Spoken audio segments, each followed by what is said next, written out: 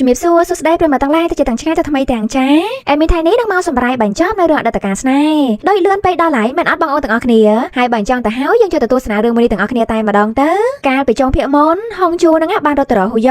យ៉ងវិញក៏បានរត់មករកនាងដូចគ្នាដែរបន្ទាប់មកទៀតមកហុងជូក៏បាននិយាយថាហេតុអីបានអត់ខឹងខ្ញុំអញ្ចឹងហ៊ូយ៉ងក៏បានតបថាមកពីខ្ញុំអត់ខឹងហ្នឹងហើយរួចហើយគេក៏បានអោបហុងជូហើយគេក៏បាននិយាយតទៀតខ្ញុំសុំទោសណាហុងជូក៏បាននិយាយដែរខ្ញុំតែដែលត្រូវសុំទោសហ៎ខ្ញុំសុំទោសលោកមានហេតុផលដែលត្រូវអន់ចិត្តជាមួយខ្ញុំមិនមែនដោយសារតែខ្ញុំមិនជឿទុកចិត្តលោកទេហ៊ូយ៉ងក៏សុំមើលមុខហុងជូបន្តិចមើលបានឃើញមុខនាងប៉ប៉ហ្នឹងទៅអ្វីៗក៏ល្អមកវិញហើយដល់អញ្ចឹងហើយហុងជូក៏បាននិយាយថាខ្ញុំជឿចិត្តលោកហ៊ូយ៉ងក៏បាននិយាយវិញខ្ញុំដឹងត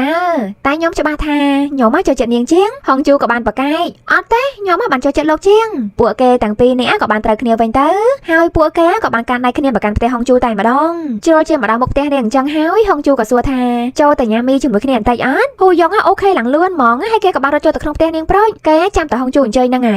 យរួចមកទៀតមកពួកគេទាំងពីរហ្នឹងក៏បាននាំគ្នាមកមើលមីញ៉ាំហ៊ូយ៉ងហ្នឹងចង់បានមីប្រែនេះគេដែរហើយគ្រាន់តែមុខពួកគេនៅជិតគ្នាតែបន្តិចសោះហុងជូឡើងផ្អើលហ្មងនាងថែមតែបានសួរគេទៀតហើយថៃបានមកជិតគេម៉េចខ្ញុំថាពួកយើងមកញ៉ាំមីតាហ៊ូយ៉ងគេហួចចិត្តហ្មងគេក៏បានសួរវិញថា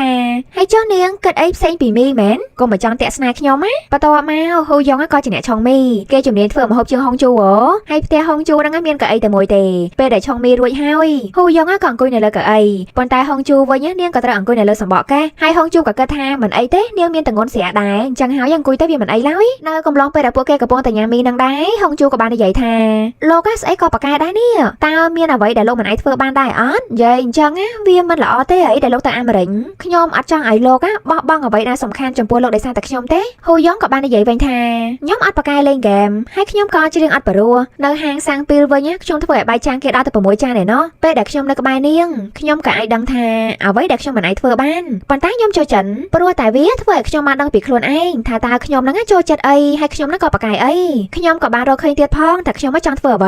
លើដល់ត្រឹមហ្នឹងហុងជូក៏សួរថាតើលោកចង់ធ្វើអីគេចាហ៊ូយ៉ងគេក៏បានរៀបរាប់ប្រាប់ខ្ញុំចង់ញ៉ាំមីជាមួយនាងបន្ទាប់ពីពួកយើងធ្វើការងាររួចហើយខ្ញុំចង់ទៅលេងហ្គេមហើយក៏ឈ្នះរាល់ហ្គេមទាំងអស់ខ្ញុំក៏ចង់នាំនាងទៅកន្លែងដែលនាងមិនធ្លាប់បានទៅពីមុនមក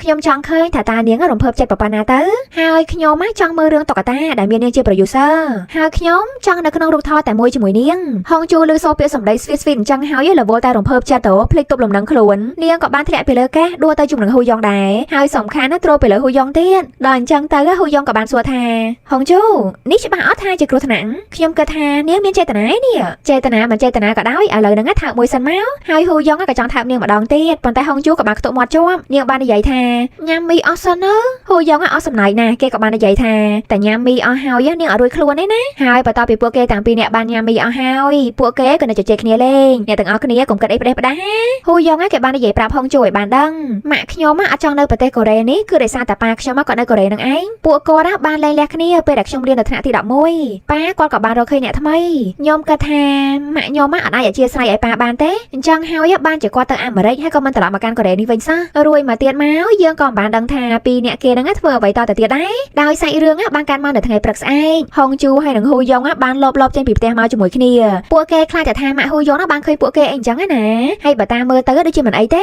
មានន័យណាម៉ាក់ហ៊ូយ៉ងក៏ឈរចាំនៅក្រោមផ្ទះអញ្ចឹងហុងជូនាងក៏បាន good morning ដាក់ម៉ាក់ហ៊ូយ៉ងប៉ុន្តែម៉ាក់ហ៊ូយ៉ងគាត់បានតបឡើយគាត់ក៏បានដើរទៅកន្លែងធ្វើការរបស់គាត់បានរីឯហុងជូឯនេះវិញនាងក៏បានលាហ៊ូយ៉ងចេញទៅធ្វើការដែរទៅដោយផ្លូវដែលហុងជូហើយនឹងម៉ាក់ហ៊ូយ៉ងដើរទៅហ្នឹងគឺផ្លូវតែមួយទេម៉ាក់ហ៊ូយ៉ងគាត់បានដឹងគាត់ស្មានតែថាហុងជូហ្នឹងដើរតាមគាត់ម្ល៉េះហើយហុងជូក៏បានសំដៅទៅមុខមុនចុះប៉ុន្តែម៉ាក់ហ៊ូយ៉ងក៏ដើរលឿនជាងអញ្ចឹងហើយគាត់ក៏បានដើរទៅមុខមុនតារ៉ាល់ហើយបើជ្រុលជាពួកគេហ្នឹងដើរផ្លូវតែមួយអញ្ចឹងទៅហើយហុងជូក៏បានសុំនិយាយបន្តិចទៅចុះនាងបាននិយាយទៅកាន់ម៉ាក់ហ៊ូយ៉ងថាខ្ញុំសុំទោសចំពោះរឿងការពីលើកមុនផងម៉ាក់ហ៊ូយ៉ងក៏ឆ្ងល់ហើយថេបានជាខ្ញុំជាម៉ាក់របស់នាងហុងជូក៏បានតបថាអញ្ចឹងខ្ញុំគួរតែហៅថាម៉ាក់ហ៊ូយ៉ងអ្នកស្រីអ៊ំស្រីអូហៅថាអ្នកគ្រូម៉ាក់ហ៊ូយ៉ងក៏បានប្រាប់ទៅតែហៅគាត់តែអ្នកស្រីបែកទៅគឺបានហើយប៉ុន្តែហុងជូក៏និយាយវិញថាហៅអញ្ចឹងទៅដូចជាអត់ស្និទ្ធស្នាលសោះបើសិនជាគិតពីទំនាក់ទំនងពួកយើងម៉ាក់ហ៊ូយ៉ងគាត់ឆ្ងល់ទៀតហើយតើពួកយើងគឺជាស្អីនឹងគ្នាទៅហុងជូក៏បានតបវិញថាពួកយើងទាំងពីរស្រឡាញ់ហ៊ូយ៉ងដូចគ្នាហើយខ្ញុំចូលចិត្តគាត់ខ្លាំងណាអញ្ចឹងហើយខ្ញុំនឹងចូលចិត្តម៉ាក់របស់គេដែរសង្ឃឹមថាពួកយើងនឹងត្រូវគ្នាហុងជូនិយាយតែប៉ុណ្្នឹងទេនាងក៏បានលាទៅក្រុមហ៊ុនធ្វើការរបស់នាងបាត់ទៅហើយពេលដែលនាងបានដើរចូលទៅក្នុងក្រុមហ៊ុននោះម៉ាក់ហ៊ូយ៉ងក៏ទៅ តែបានដឹងថាក្រុមហ៊ុនពួកគេនៅជាប់គ្នាអញ្ចឹងសោះម្ល៉េះហើយគាត់ក៏និយាយតែម្នាក់ឯងសូម្បីតែខ្ញុំឥឡូវក៏មានអារម្មណ៍ថាវាគឺជានិស័យដែរនេះហើយរឿងក៏បានបង្វែរមកហ៊ូយ៉ុងបន្តិចដោយសារតែនៅកូរ៉េនេះគេអត់ការងារធ្វើគេក៏ចង់មកធ្វើការនៅក្រុមហ៊ុនមួយផ្សេងទៀតដែលក្រុមហ៊ុនហ្នឹងគឺជាដៃគូប្រជែងរបស់ក្រុមហ៊ុនម៉ាក់គេតែម្ដងម៉ាក់ហ៊ូយ៉ុងឯនេះវិញទោះបីជាគាត់បានដឹងអញ្ចឹងក៏ដោយក៏គាត់ហ្នឹងបានភ័យដែរគាត់មានវិធីរបស់គាត់ទោះបីជាកូនរបស់គាត់ហ្នឹងឆ្លាតក៏ពិតមែនប៉ុន្តែនៅតែចាញ់គាត់អញ្ចឹងគាត់គឺជាម្ដាយដែលបានបង្កើតកូនឆ្លាតហ្នឹងមកណាហើយសាច់រឿងក៏បានកាត់មកបង្ហាញនៅសាលាដែលហេជីបង្រៀននេះបន្តិចទោះបីជាហេជីហើយនឹងគ្រូកៃឡាជាសង្សារនឹងគ្នាក៏ដោយប៉ុន្តែទំនាក់ទំនងស្នេហាពួកគេត្រូវបានលាក់បាំងពីអ្នករាល់គ្នានៅក្នុងសាលានេះម្ល៉េះហើយក៏ធ្វើឲ្យហេជីនឹងអត់សំណងនៅក្នុងខ្លួនទាល់តែសោះដោយសារតែពួកគេមើលទៅដូចលុយលាក់ជាមួយគ្នាអញ្ចឹងហើយពួកគេស្វីតជាមួយគ្នាបានតែពេលណាដែលមានមនុស្សនៅតែប៉ុណ្ណោះបើកលេចមកមើលមកគូទៀតវិញពួកគេនៅផ្ទះជាមួយគ្នាតែម្ដងហើយពេលនេះហ៊ូយ៉ុងក៏បានសង្ងំគេងហុងជួក៏បានកេងសម្លឹងមុខសង្សារដ៏ស្រស់សង្ហារបស់នាងអនុស្សាវរីយ៍ការនៅវិទ្យាល័យជាមួយគ្នាក៏បានលេចឡើងមកម្ដងទៀតទោះបីជាការនងពួកគេនៅក្មេងក៏ពិតមែនហើយក៏មិនទាន់បានស្គាល់ច្បាស់ថាអ្វីទៅគឺជាស្នេហាប៉ុន្តែយើងអ្នកមើលក៏អាចចាត់ទុកបានថាពួកគេទាំងពីរនាក់គឺមានចិត្តឲ្យគ្នាទៅវិញទៅមកជាពិសេសគឺហ៊ូយ៉ុងនឹងតែម្ដងរីឯហុងជូឲ្យតែមានសភៅតុក្កតាចេញថ្មីមកដឹងតែនាងយកសភៅនឹងមកបង្ហាញឲ្យហ៊ូយ៉ុងបានឃើញហើយដោយសារតែនាងបានដឹងថាហ៊ូយ៉ុងចង់ខ្លាចជាដារ៉េកទ័ររឿងតុក្កតាកំឡុងពេលដែលពួកគេកំពុងតែនិយាយគ្នានៅក្នុងបណ្ណាល័យនេះក៏មានសិស្សស្រីៗហ្នឹងនិយាយដើមហ៊ូយ៉ុងបែបនេះហើយពួកគេក៏ត្រូវនៅសង្ងំស្ងៀមហើយពេលហ្នឹងឡើងនៅជិតគ្នាបេះដូងពួកគេម្នាក់ឡើងលោតดุដាក់បន្ទាប់ពីហុងជូបាននឹកឃើញរឿងរ៉ាវទាំងអស់ហ្នឹងហើយក៏ធ្វើឲ្យនាងញញឹមតែម្នាក់ឯងចំណែកឯហ៊ូយ៉ុងវិញពេលដែលគេបានដឹងខ្លួនមកគេក៏បានកេងអោបហុងជូជាប់រួមទាំងនិយាយថាខ្ញុំស្រឡាញ់នាងហុងជូ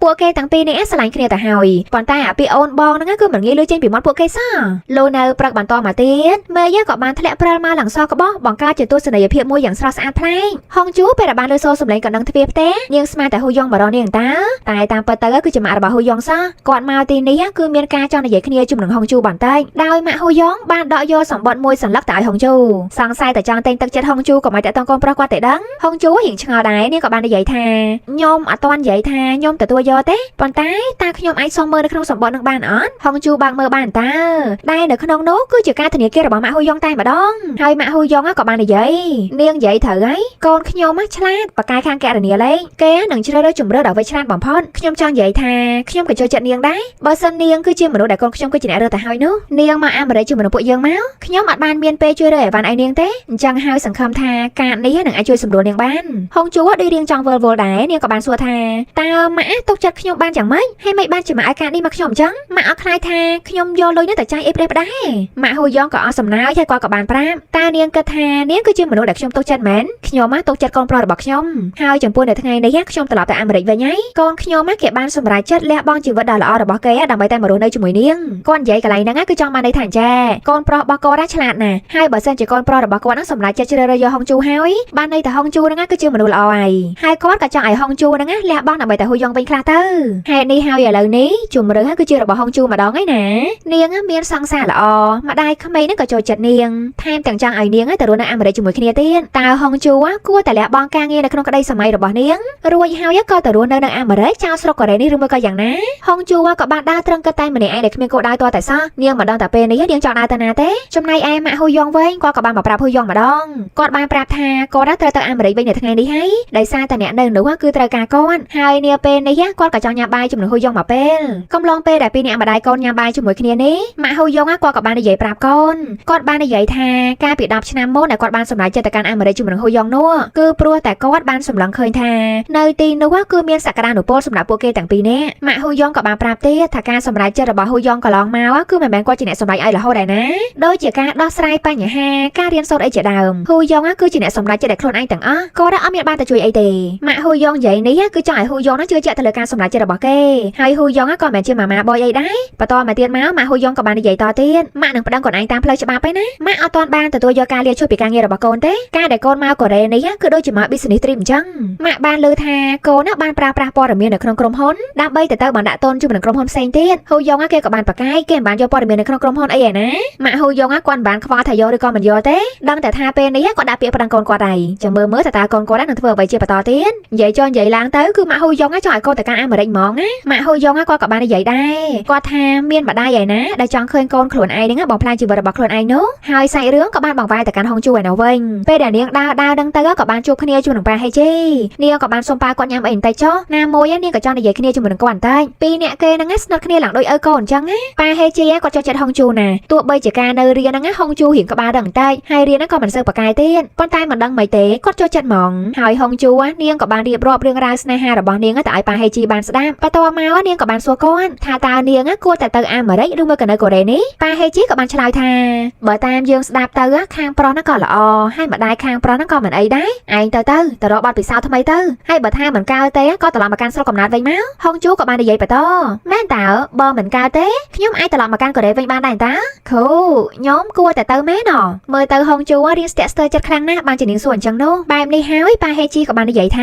ឯងគិតតែបានប្រុងប្រយ័ត្នទៅនៅអ្វីដែលឯងចង់បានយើងអត់បារម្ភពីឯងទេដោយសារតែកន្លងមកនេះឯងសម្រេចចិត្តបានល្អសឹងអីទៅហើយហ្នឹងក្នុងនាមជាគ្រូដែលបានធ្លាប់បង្រៀនឯងម្នាក់យើងពិតជាមានមោទនភាពចំពោះសិស្សដូចជាឯងណាហើយឥឡូវយើងសូមស្គាល់សង្សារថ្មីរបស់ឯងផងមើលគេនឹងគឺជានរណាគេទៅហុងជូក៏បានប្រាប់ទាំងសោយតែខ្ញុំប្រាប់ទៅដងតែគ្រូនៅចាំហីម្នាក់នោះគឺកាំងហ៊ូយ៉ុងប៉ាហេជីគាត់សប្បាយខ្លាំងណាស់ម្នាក់នោះគឺជាសិស្សសំណប់របស់គាត់តើគាត់សឹងតែមិនជឿទេតែហ៊ូយ៉ុងហ្នឹងតាក់ទងគ្នាជាមួយនឹងហុងជូហើយប៉ាហេជីរៀងអន់ចិត្តបន្តិចដែរហ៊ូយ៉ុងហ្នឹងមកកូរ៉េឡើងប៉ុណ្ណាណីហើយថៃបានជាគេហ្នឹងមិនមកលេងគាត់ម្ដងអញ្ចឹងនិយាយដល់ហ៊ូយ៉ុងអញ្ចឹងហើយយើងបោះទៅមើលហុងតិចវិញទៅម៉ាក់ហ៊ូយ៉ុងបានតែហ៊ូយ៉ុងហ្នឹងជូនគាត់ត្រឹមតាឡានតាក់ស៊ីហ្នឹងទៅគឺបា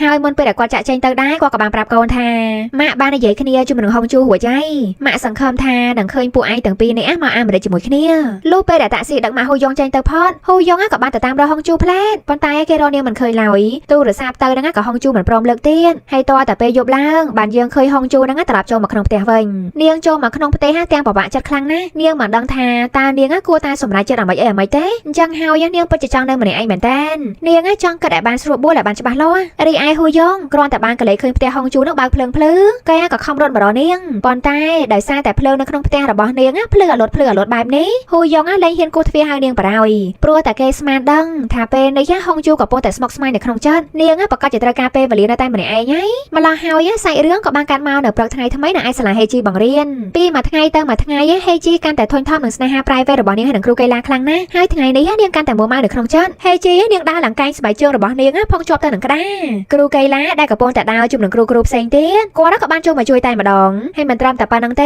េគ្រូកីឡាក៏បានជួយពាក់ស្បែកជើងឲ្យហេជីទៀតណោះតង្វើនេះក៏បានធ្វើឲ្យគ្រូឡើងឆ្ងល់ជាពិសេសគឺប៉ាហេជីតែម្ដងគ្រូកីឡាក៏លែងចង់ private អីទៀតហើយគាត់ក៏បានកាត់ដៃហេជីហើយក៏បាននិយាយទៅកាន់ប៉ាហេជីថាលោកប៉ាខ្ញុំមិននឹងរៀបការជុំនឹងហេជី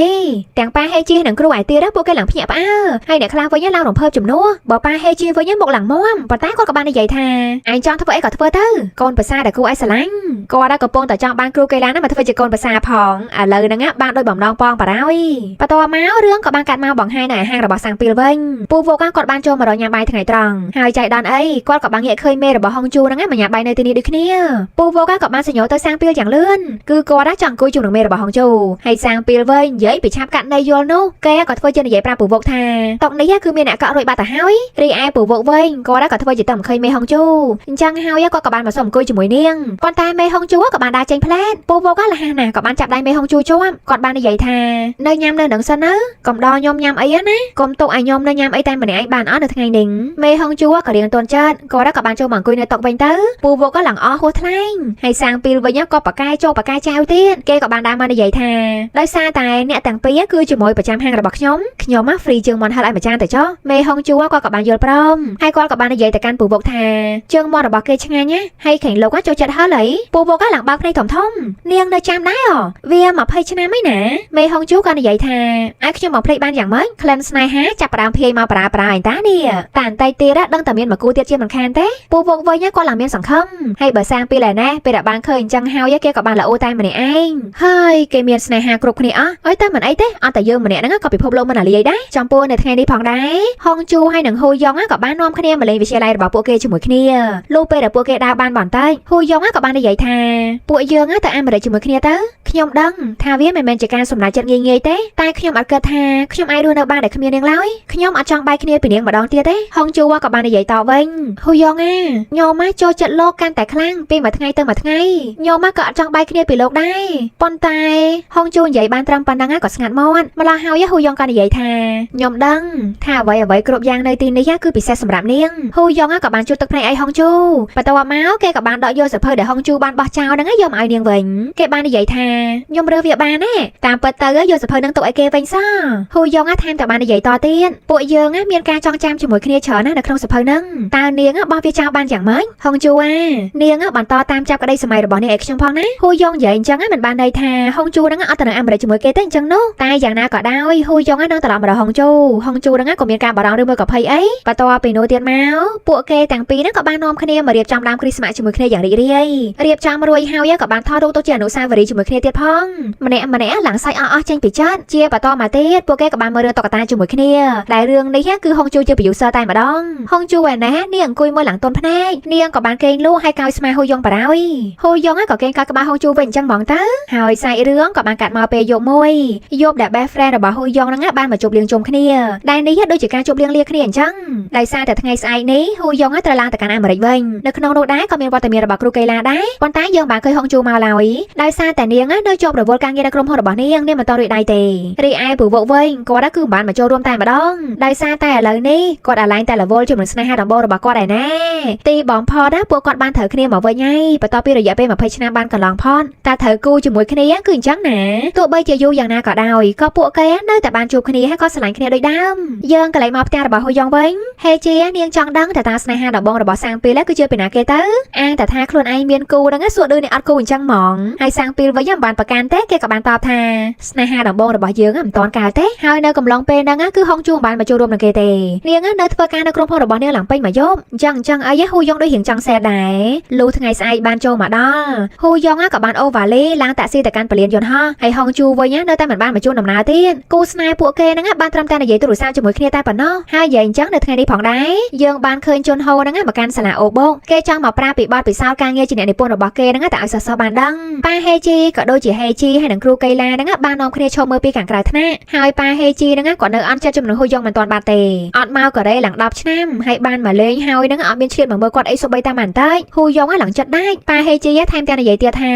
ក្តីស្រឡាញ់របស់គ្រូចំពោះសិស្សវាគឺជាស្នេហាតែម្ខាងទេគាត់ចង់និយាយថាគាត់ស្រឡាញ់សិស្សប៉ុន្តែសិស្សមិនបានស្រឡាញ់គាត់វិញទេហើយប៉ាហេជីក៏មិនចង់ខ្វល់តទៅទៀតដែរពេលនេះគាត់ត្រូវការតែកូនប្រសាសម្រាប់ចិត្តរបស់គាត់តែម្នាក់នេះទៅគឺបានហើយកូនប្រសាប្រុសគាត់ម្នាក់នេះឡើងពេញចិត្តពេញថ្លើមគាត់តែម្ដងឥឡូវយើងមកមើលនៅឯពលានយន្តហោះឯនេះវិញហ៊ូយ៉ងគេ check in នេះរួចអស់ហើយគេកំពុងតែអង្គុយចាមអានដល់ម៉ោងជើងហោះហើររបស់គេតើនៅខណៈពេលហ្នឹងយើងក៏ឃើញមាននារីម្នាក់កំពុងតែអូវ៉ាលីដែរនៅក្នុងពលានយន្តហោះនេះរូបរាងវិញដូចជាសរៀងហុងជូហុងជូហើយមិនថាហុងជូទៀតនេះព្រមទៅនៅអាមេរិកជាមួយហ៊ូយ៉ងហើយមែនហ៊ូយ៉ងឡើងសប្រៃមែនតើអេដមីនក៏សប្រៃដូចគ្នាដែរតែតាមពិតទៅនាងបានទៅរស់នៅជាមួយទេគឺដោយសារតែនាងនៅសល់ថ្ងៃ holiday ច្រើនណាស់នាងក៏បានសម្រេចចិត្តទៅដើរលេងនៅអាមេរិកជាមួយហ៊ូយ៉ងម្ដងទៅហ៊ូយ៉ងត្រូវតែជាអ្នកនាំនាងទៅដើរលេងវិញម្ដងគិតសបទៅពួកគេទាំងពីរនាក់ឡើងចុះបានតើអញ្ចឹងហើយមានចាំបាច់តបាយគ្នាធ្វើអីពួកគេទាំងពីរនៅតែបានស្រឡាញ់គ្នាដូចដើមការងារហ្នឹងក៏បានធ្វើរៀងៗខ្លួនទៀតនេះគឺជាជំរឿនដ៏ល្អបំផុតសម្រាប់ស្នេហារបស់ពួកគេហើយមុននឹងបញ្ចប់ផ្សាយរឿងដ៏រ៉ូមែនទិកមួយនេះដែររឿងក៏បានបង្ហាញពួកយើងឲ្យបានដឹងថាការជួបគ្នារវាងហ៊ូយ៉ងហើយនិងហុងជូហ្នឹងមិនត្រឹមតែជារឿងចៃដន្យទេវាគឺជានិស្ស័យពិតពួកគេទាំងពីរបានជួបគ្នាដំបូងពេលដែលហុងជូនឹងឈឺគេនៅក្នុងពេទ្យពេលហ្នឹងហ៊ូយ៉ងគេអត់ស្រួលខ្លួនដែរគេក៏បានមកគេនៅពេទ្យក្នុងសាលាដូចគ្នាហើយគេថែមតែបានមកជួយយកទឹកឲ្យហុងជូញ៉ាំទៀតផងដោយសារតែពេលហ្នឹងហុងជូក្តៅខ្លួនខ្លាំងហើយនាងស្រីទឹកហើយមានពេលមួយនោះនៅក្រៅសាលារៀនហុងជូនាងបានដាក់ការស្ដាប់ចម្រៀងនាងបានឮសូរកង់ហ្នឹងចិត្តកដឹងអីទេហ៊ូយ៉ងដែលបានដាក់ការទីនេះពេលឃើញអញ្ចឹងទៅគេក៏បានមកជួយទាញនាងកុំឲ្យកង់បោកហើយគេខ្លួនឯងក៏ត្រូវកង់ជិះជន់ចំជើងអញ្ចឹងហ្មងអញ្ចឹងឯងបានជាជើងរបស់គេមានរបួសហ៊ូយ៉ងក៏ត្រូវប៉ង់ស្មងជើងហើយយើងក៏បានឃើញហ៊ូយ៉ងហុងជូនឹងជិះឡានជាមួយគ្នានោះហ៎ការពិតទៅគឺអញ្ចឹងសោះនិស្ស័យក៏បានទាញឲ្យពួកគេខ្លាយទៅជាសង្សារនឹងគ្នាឲ្យទាល់តែបានទោះបីជាពេលវេលាកន្លងផុតទៅ10ឆ្នាំក៏ដោយចុះពួកគេទាំងពីរនេះក៏រស់នៅជាមួយគ្នាយ៉ាងសុខសាន្តដូច្នេះហើយរឿងអតីតកាលស្នេហ៍មួយនេះក៏បានសន្មតថាមកដល់ទីបញ្ចប់ត្រឹមតែប៉ុណ្្នឹងឯងអរគុណច្រើនអ្នកទាំងអស់គ្នាសម្រាប់ការតាមដានទស្សនាតាំងពីដើមរហូតមកដល់ទីបញ្ចប់នេះរងចាំជួបជាមួយអ្នកមីថៃនេះម្ដងទៀតនៅវីដេអូក្រោយខាន់សាមីដាអានយ៉ង